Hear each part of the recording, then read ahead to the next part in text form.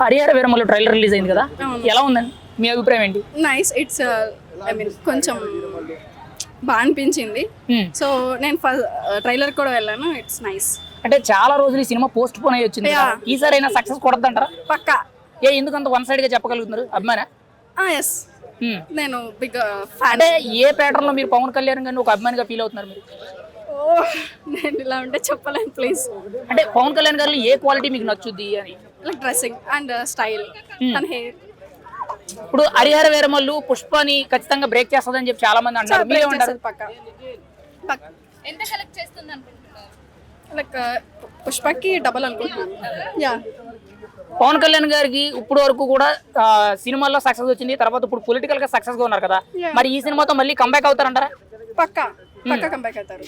ఒక్క మాటలో ఓజీనా హరిహర వీరమల్ల? హరహర and OG కూడా. ఓజీ రెండిట్లో ఒకటంటే ఓజీ. ఓజీయే? ఎందుకని? ఐ మీన్ నేను ట్రైలర్ చూసాను కాబట్టి నాకు అలా అనిపించింది. ఒక మాటలో పవన్ కళ్యాణ్ గురించి ఏం చెప్తారు మీరైతే?